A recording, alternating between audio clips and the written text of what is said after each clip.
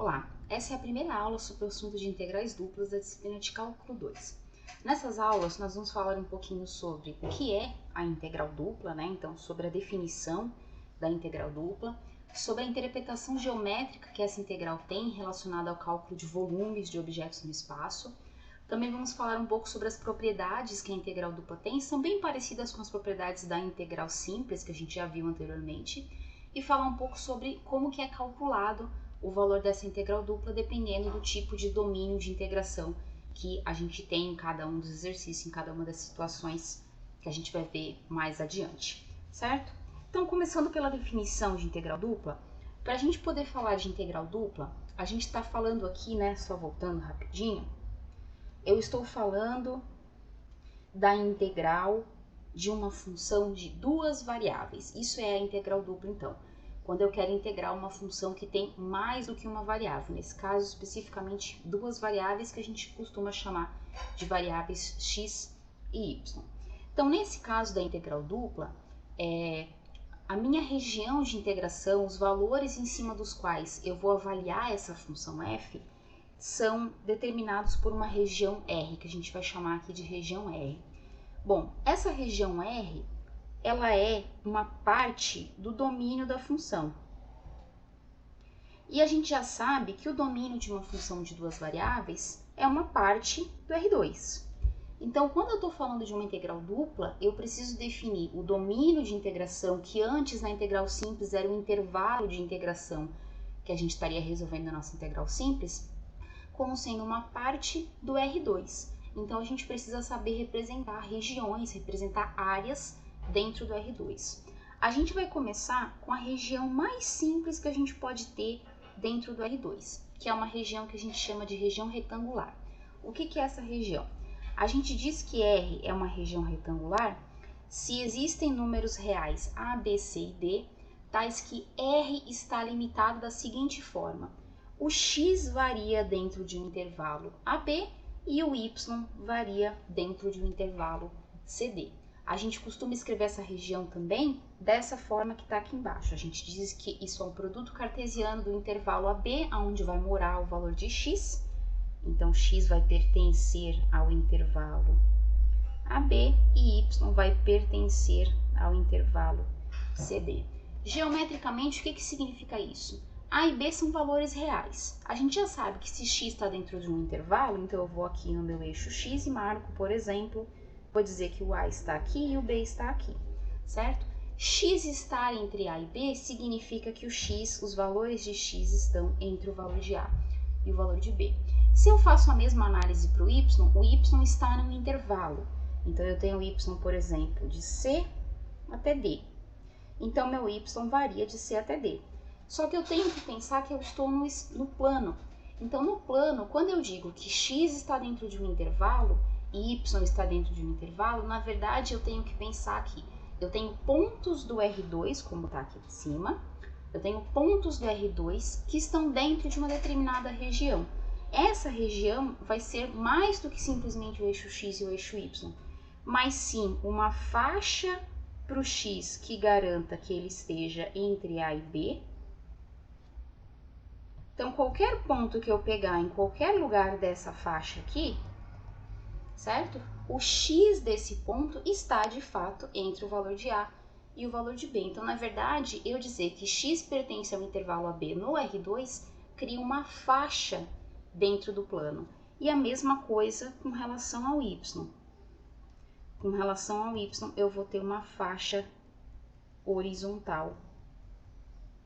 E aí, qualquer ponto que esteja dentro dessa faixa tem coordenada y entre C e D, entre um valor menor e um valor maior.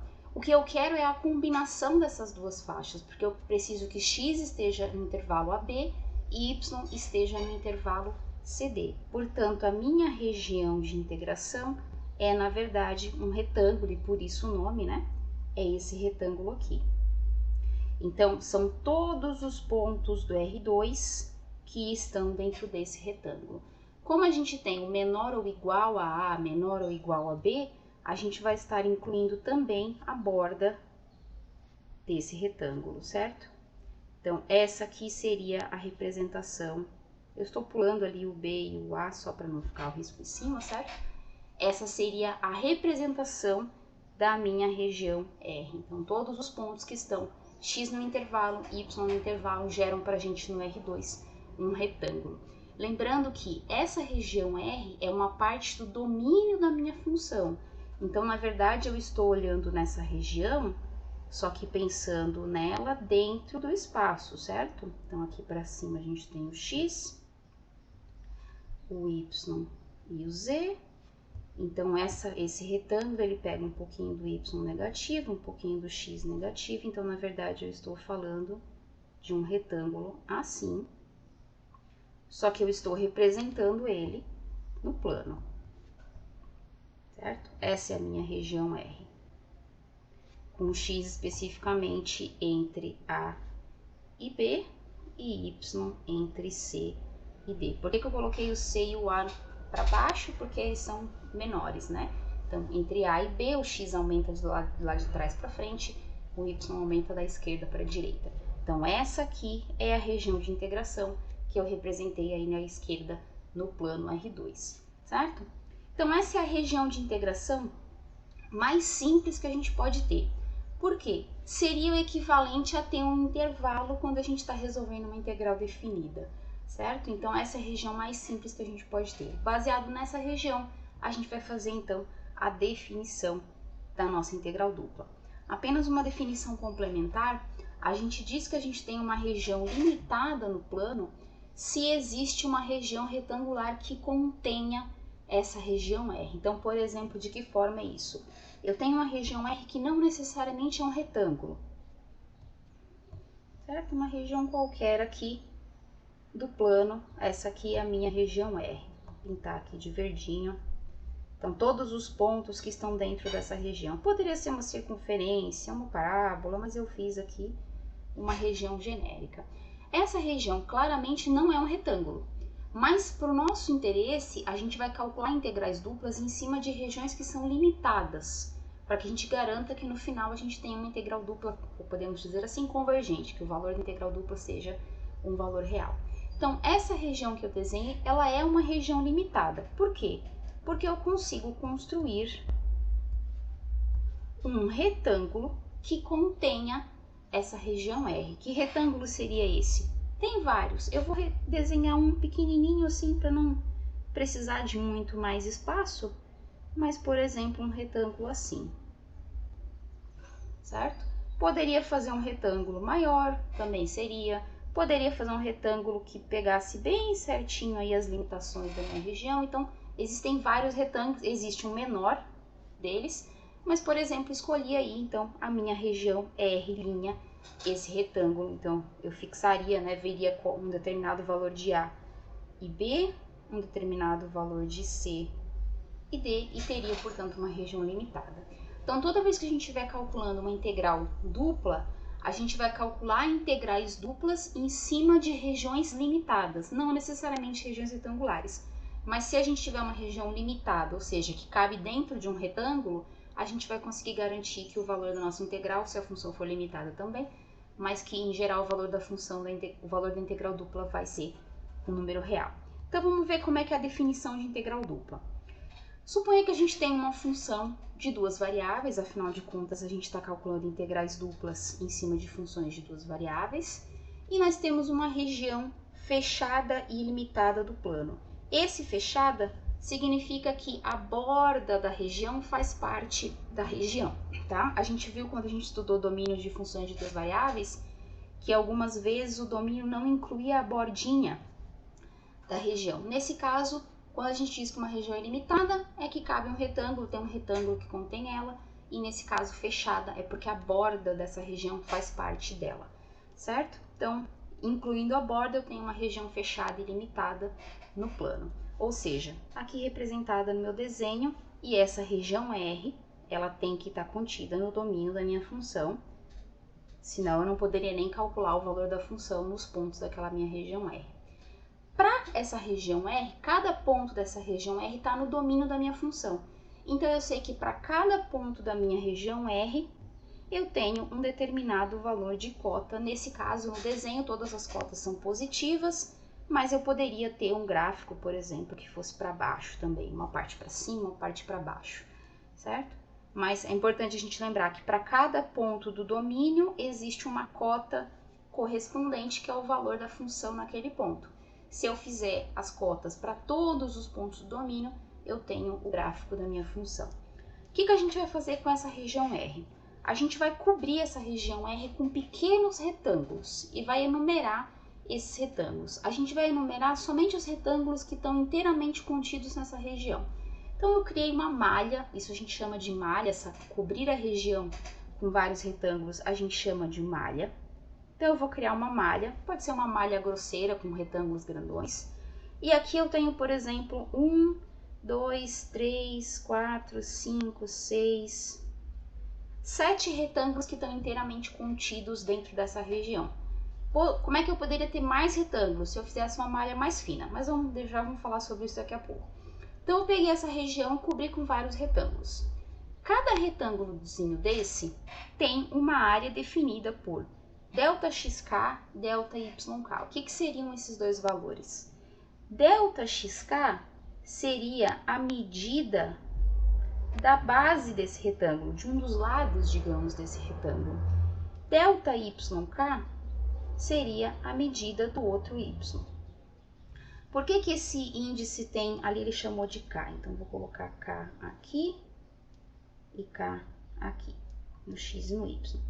Por que eu coloquei um índice K, que corre da mesma forma que a quantidade de retângulos que eu tenho? Justamente porque eu posso ter uma malha irregular, eu posso ter uma malha que não são quadradinhos, são retângulos, e aí cada retângulo tem uma determinada base, uma determinada altura diferente. Para facilitar, geralmente a gente considera retângulos que são na verdade quadrados, só para facilitar esse cálculo. Mas cada retângulo desse tem, portanto, uma área. Nesse caso do meu desenho, por exemplo, eu teria esse retângulo que eu não chamei de 7, tem uma determinada área que ele vai chamar então de ΔAK, a área daquele retângulo que está inteiramente contido na região R, certo? Bom, o que eu tenho? Para cada um desses retângulos, a gente vai escolher um ponto dentro do retângulo e vai formar a seguinte soma. Então, para cada retângulo, por exemplo, lá o retângulo que eu numerei de 7, esse retângulo aqui tem uma área, digamos, ΔA7, eu vou escolher um ponto. Pode ser no meio, pode ser em qualquer lugar. E vou fazer a seguinte soma. F daquele ponto, ou seja, a imagem da função naquele ponto, vezes a área do retângulo. Então, para cada retângulo eu tenho uma determinada cota associada, eu vou fazer o produto e vou somar todas essas multiplicações entre a cota de um ponto que está dentro do retângulo e a área daquele retângulo. Geometricamente, vamos olhar lá na figura do R3, eu estaria pegando um retângulo aqui, que seria o meu 7, e pegando a cota de um determinado ponto, certo? Então, eu estou fazendo a altura daquela cota, positiva ou negativa, não sei, né? Não estou falando nada se a função é só positiva ou negativa, vezes a área desse retângulo, certo? Área da base vezes a altura, isso aí já lembra alguma coisa pra gente que a gente vai falar daqui a pouquinho, certo? Então, eu monto essa soma para cada um dos meus retângulos, nesse caso ali seriam 7, né? Bom, o que eu vou fazer agora? Eu vou fazer esse mesmo procedimento, mas eu vou diminuir o tamanho dos retângulos de forma que cada retângulo desse tem uma área cada vez menor, mas eu tenho muito mais retângulos, justamente porque eu diminuí o tamanho dos meus retângulos. Então, nem vale a pena a gente tentar contar quantos retângulos aqui estão contidos dentro dessa região R, porque a gente vai ter muito mais retângulos. Então, o que eu estou fazendo? Eu estou tentando refinar essa malha, eu estou tentando melhorar essa aproximação que tinha muitos pontos onde eu não tinha calculado a minha função, né, porque os retângulos não estavam inteiramente contidos, e agora eu consigo melhorar justamente nas aproximações onde a gente tinha desconsiderado, digamos assim, aquela região R.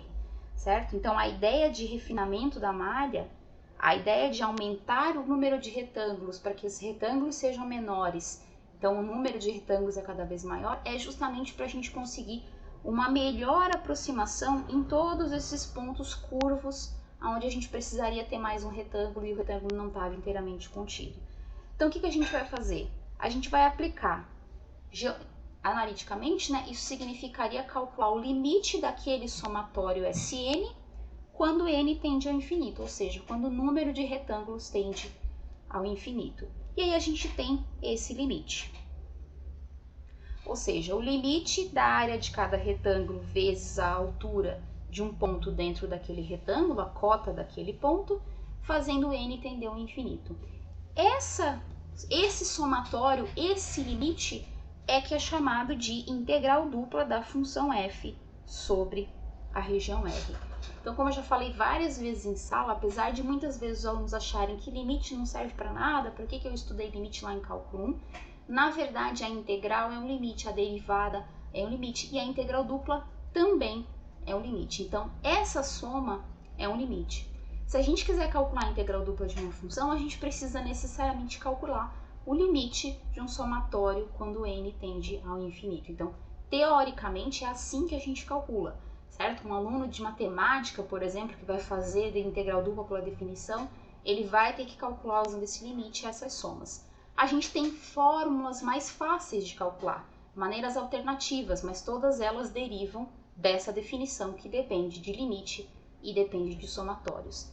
Então, a definição da nossa integral dupla é a seguinte: a integral dupla dessa minha função f sobre essa região R, que é uma parte do domínio da função, uma parte fechada e limitada do domínio da minha função, é definida como sendo o limite desse somatório da área de cada um dos retângulos contidos na região R vezes a função em um ponto pertencente àquele retângulo.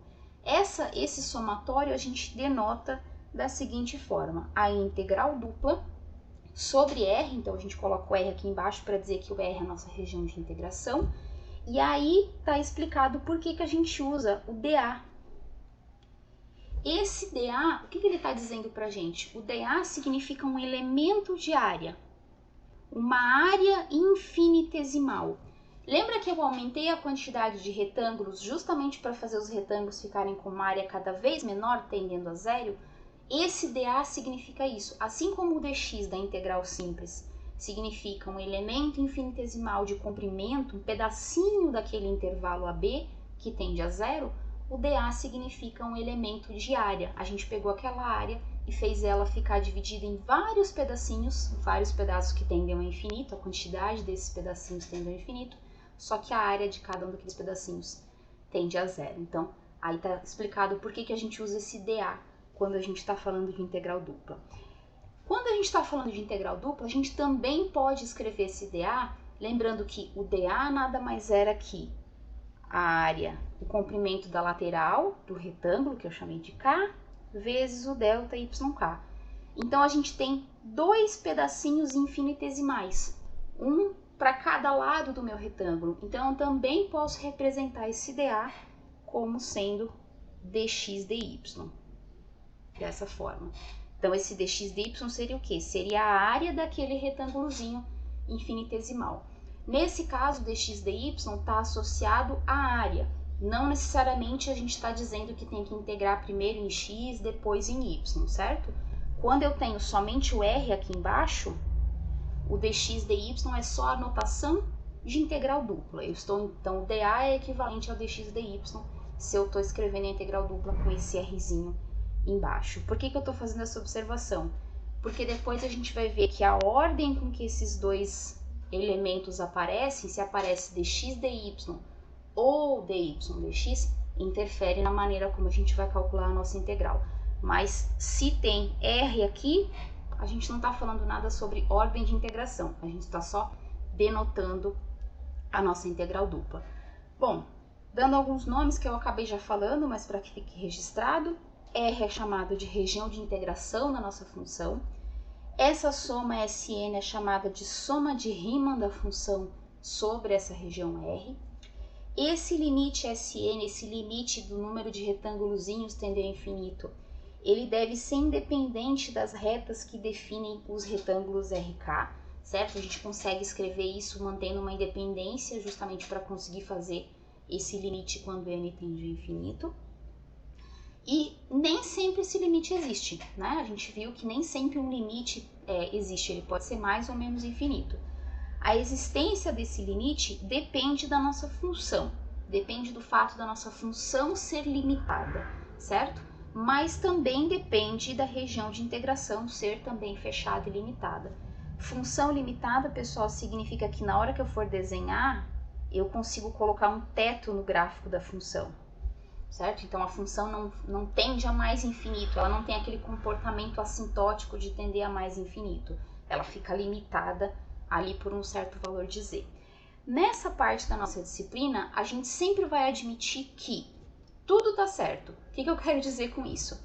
Que tanto a função f quanto a região R são tais que garantem que a nossa integral dupla exista, ou seja, que quando a gente for calcular a integral dupla dessa minha função sobre uma determinada região de integração, isso vai resultar para a gente um número real. A gente já viu que nem sempre isso é verdade para integrais simples, a gente estudou integrais impróprias, então a gente também poderia ter aqui um cenário de integral imprópria, também pode calcular, também vai precisar de limites, só que aí são limites de duas variáveis, fica um pouquinho mais complicado na hora de resolver esses limites. Mas aqui a gente vai admitir que a integral dupla sempre existe, ou seja, o resultado do cálculo de uma integral dupla sempre vai ser um número real. Bom, então, para essas integrais duplas, eu até falei um pouquinho antes, a gente tem uma interpretação geométrica que é bem natural. Que interpretação é essa? Se na hora que a gente faz aquela construção, a gente verifica que a nossa função é toda positiva dentro daquela região R, isso significa que as cotas da nossa função são todas para cima do plano XY. Então, quando eu fiz aquele somatório, quando eu peguei aquele retângulo, escolhi um ponto e fiz a cota desse ponto e fiz a área da base vezes a cota nada mais é do que a altura, o que eu estava calculando, se a minha função for positiva, é justamente o volume de um paralelepípedo que tem como base aquele retângulozinho e como altura f, a cota, né, daquele ponto dentro do retângulo que a gente escolheu. Ou seja, eu estava calculando o volume desse paralelepípedo aqui, certo? Então, vocês estão vendo que tem um paralelepípedo, a base dele é o nosso retângulo, né? Um dos retângulos daquela malha que a gente escolheu. Então, o que a gente tem foi, cada somatório, cada parte daquele somatório era o volume de um paralelepípedo.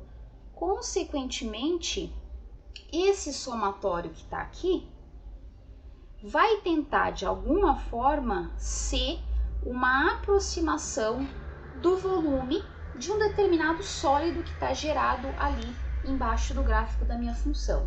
Deixa eu ver se eu tenho a figurinha, acho que eu tenho a figurinha aqui embaixo para ilustrar, certo?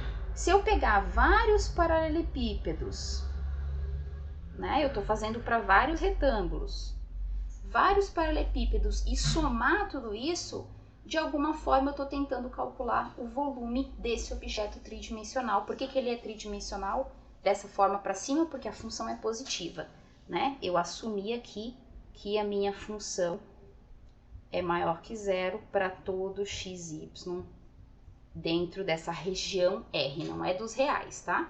Dentro dessa região R.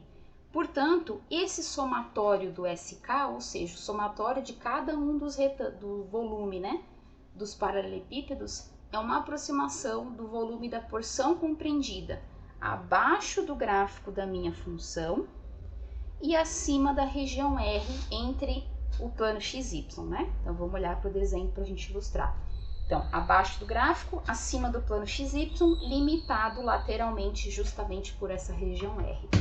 Quando a gente for fazer o limite, aquele limite que ajuda a gente a definir justamente a nossa integral dupla, a gente tem que, se a minha função é positiva, essa integral dupla, pensando no limite, pensando que a gente está justamente fazendo mais retângulos para pegar melhor aquela região da borda da nossa região de integração, a gente vai estar calculando o volume do sólido que é limitado.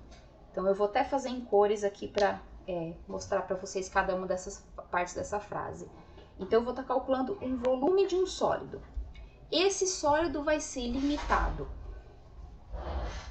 superiormente pelo gráfico da minha função.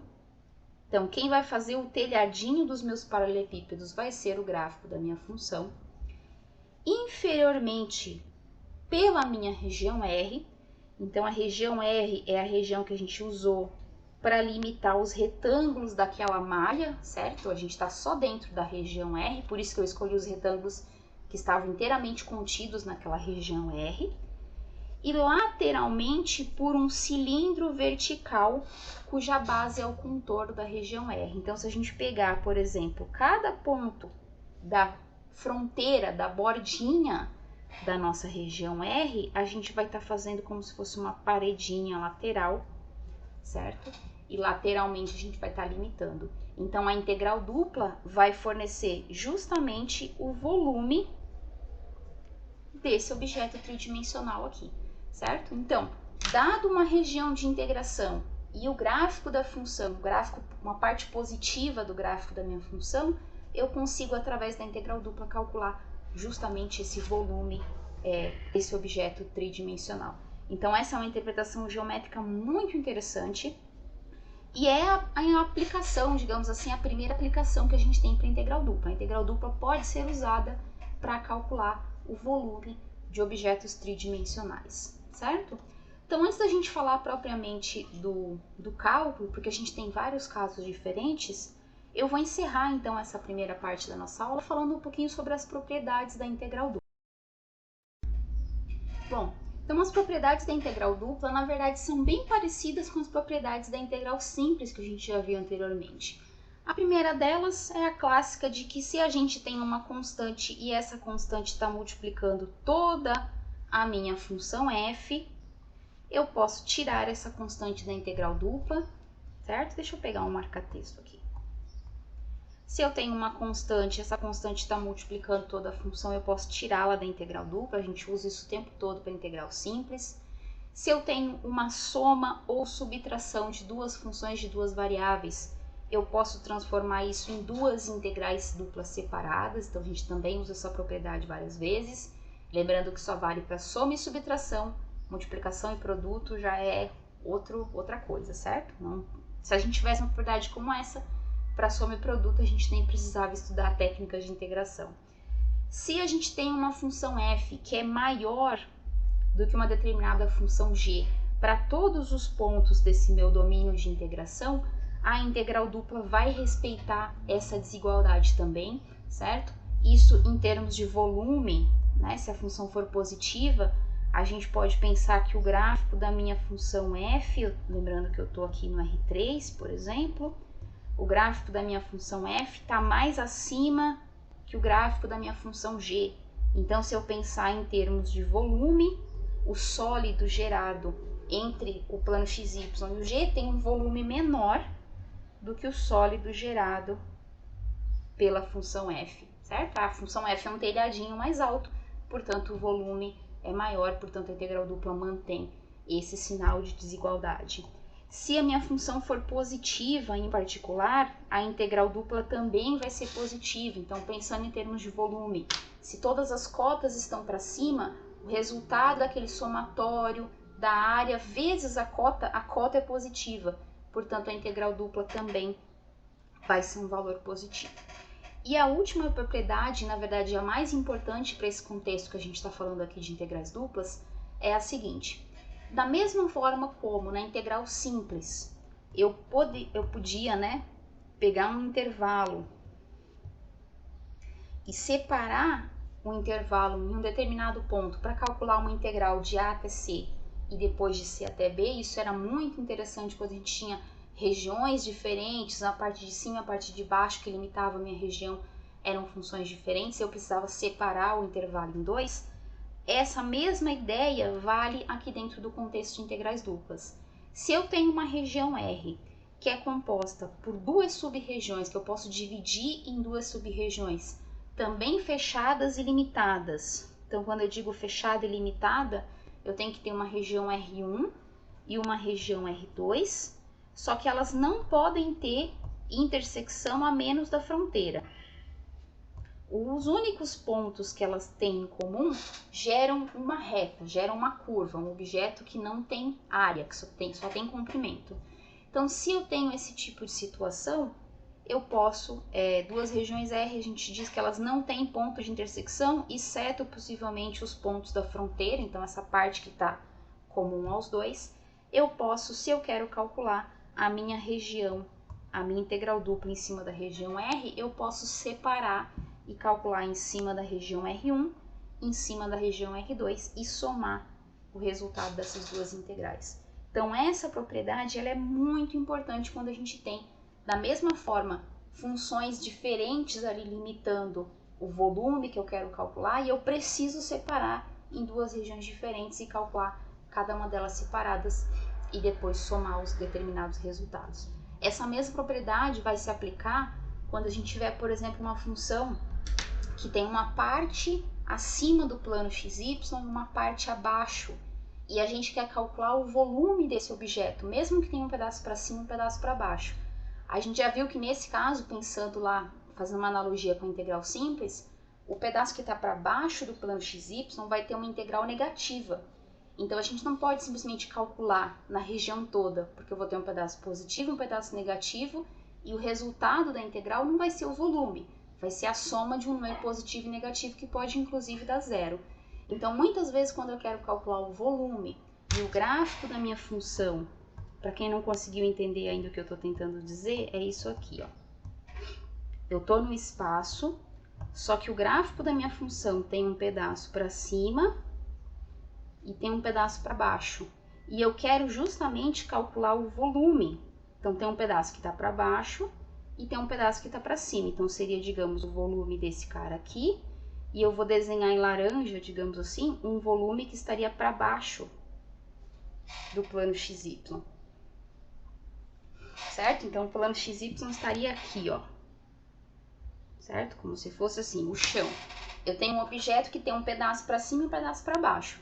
Então, muitas vezes eu preciso separar essa região de integração e calcular o volume do objeto que está para cima, o volume do objeto que está para baixo, que a gente já sabe que é só calcular a integral e trocar o sinal para que o que fique negativo fique positivo e a gente possa interpretar como volume, e somar esses dois valores. Então, essa propriedade 5, ela vai ser extremamente importante toda vez que a nossa função não for uma função toda positiva e a gente quiser calcular um volume, um pedaço para cima, um pedaço para baixo, a gente também pode separar essa região e calcular a nossa integral dupla.